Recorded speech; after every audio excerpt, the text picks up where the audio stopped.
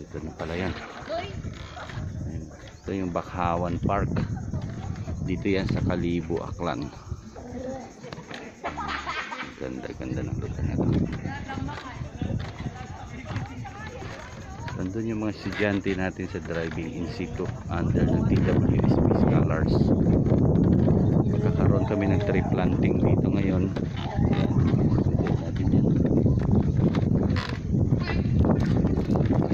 Student natin kasi pagod siya sa dala niya.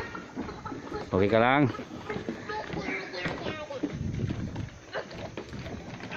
Ayan. So mahabang lakaran pa to, 1 kilometer.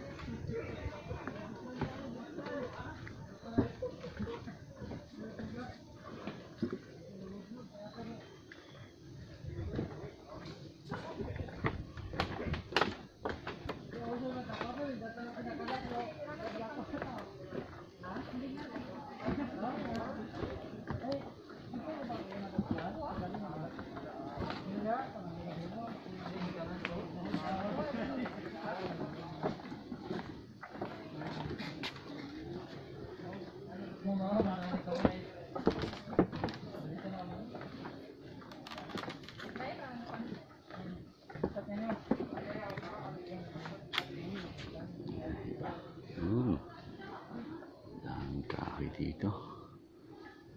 Punong-puno ng mangrove to. Ayan.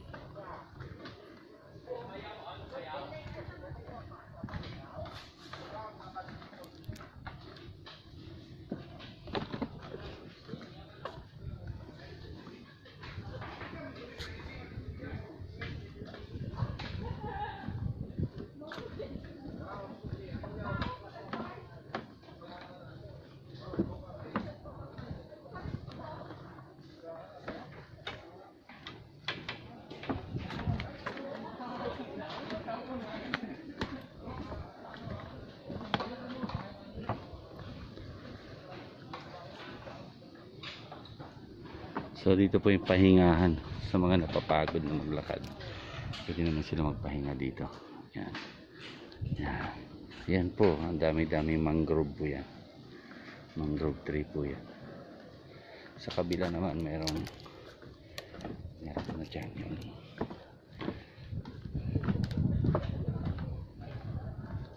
Yan, tubig dyan. Yan. May mga isda.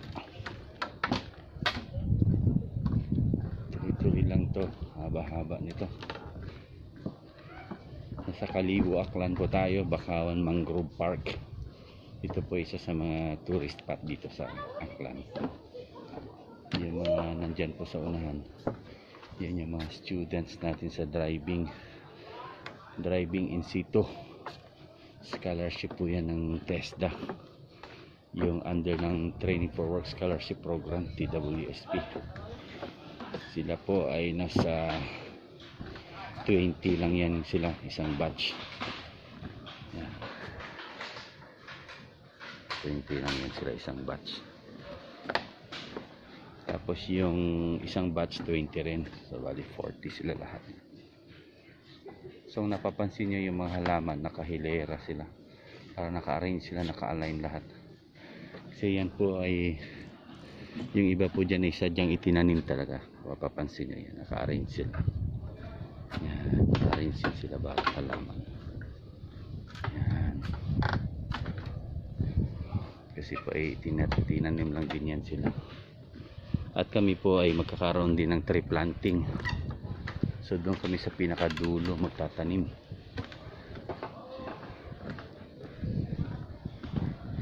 Mga 200 plants lang po siguro itatanim namin ngayon.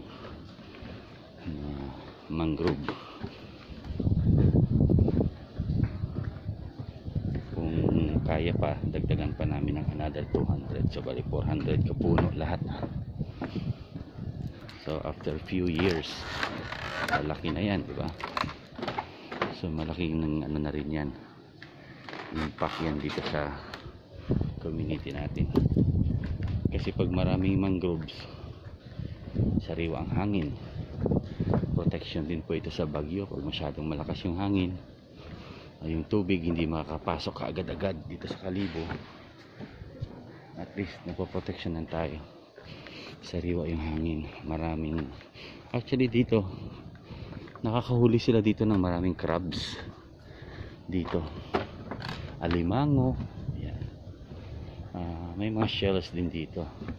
Yung mga locals, yung mga taga rito, pinapabayaan lang sila dito na manguha. Yung mga locals dito, yung manguha sila ng shell para sa pagkain nila. Yung tuway, napakamura ng alimango dito pag dito kayo bumili. Ayan, napakahaba ng puno na yan, taas-taas, yun. Ayan mo.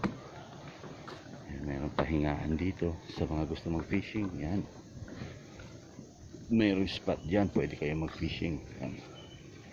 Yung kasama natin dito, tagabuhat siya ng tubig.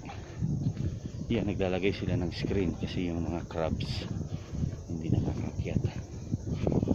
At least nandiyan lang sila, contain lang sila sa isang lugar. Yan, minsan high tide, at least yung kung may isda man dyan, hindi nakakalabas. Yan, may net yan.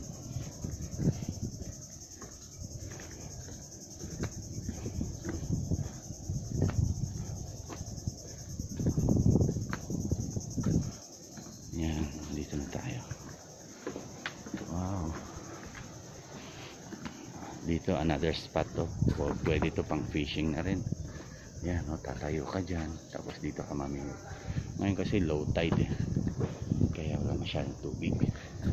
Papansin nyo medyo, pero dito may tubig dito. Yan, papunta doon.